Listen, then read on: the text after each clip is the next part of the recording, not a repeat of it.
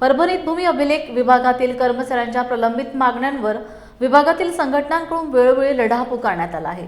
मात्र अद्यापही तांत्रिक वेतन श्रेणी लागू करण्यात आली नाही। शासन स्तरावर याबाबत वेळकाढूपणा सुरू आहे, त्यामुळे न्याय मिळत नसल्याने कर्मचाऱ्यांनी भूमिका अभिलेख कृती समिती अंतर्गत प्रलंबित मागण्यांसाठी आंदोलन करण्याचा इशारा निवेदनाद्वारे मुख्यमंत्र्यांकडे करण्यात आला होता। या प्रलंबित मागण्यांसाठी विविध मार्गाने आंदोलन केली, मात्र उपरोक्त मागण्या मान्य न झाल्यामुळे 2 मार्च पासून काम बंद करून आंदोलन करत असल्याचं कर्मचाऱ्यांनी निवेदनात म्हटलं आहे।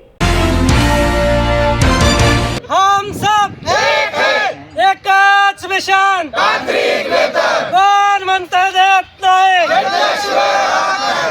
राज्य शासनाचा जो महत्त्वाचा आणि प्रमुख विभाग आहे, सर्व जनतेचं आणि प्रशासकीय योजनेसाठी आवश्यक असलेलं सर्व जमिनीचं अभिलेखाचं संधारण ज्या विभागात केलं जातं, हा भूमी अभिलेख विभाग मागील 40-45 वर्षापासून हा विभाग निव्वळ कारकुनी वेतनाच्या आणि त्या वेतनाच्या वेतन श्रेणीमध्ये कार्य करत आहे।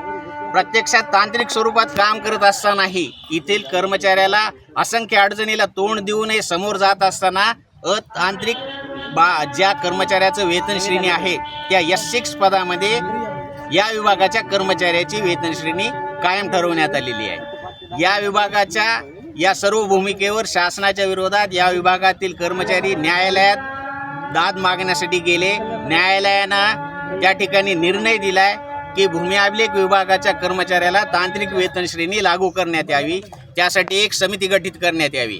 समिती गठीत झाली, सुधांश समिती, त्या समितीचं नाव होतं। सुधांश समितीने दिलेल्या शिफारसीला सुद्धा शासनानं पायमल्ली घातली आणि त्या केराच्या टोपली दाखवत या ज्या कर्मचाऱ्याच्या जिव्हाळ्याचा प्रश्न आहे तो जिव्हाळ्याचा प्रश्न शासनानं डोळेझाक करून लांबणीवर टाकला।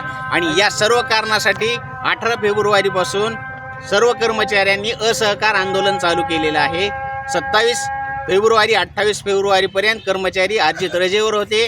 2 मार्चपासून प्रत्यक्षात असहकार आंदोलनाची सुरुवात झालेली आहे।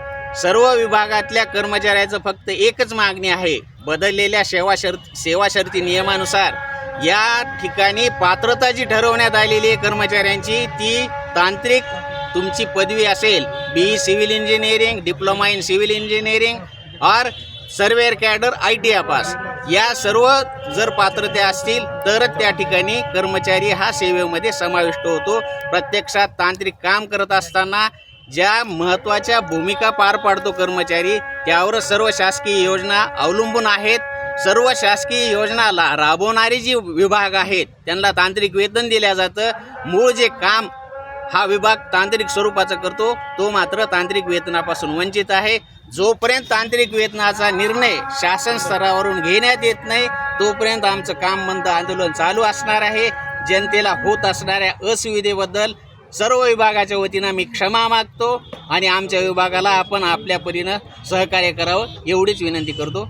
आम्ही आज इतके दिवस झालं संप करत आहोत। तुटपुंजा पगारावर आम्ही सध्या काम करत आहोत।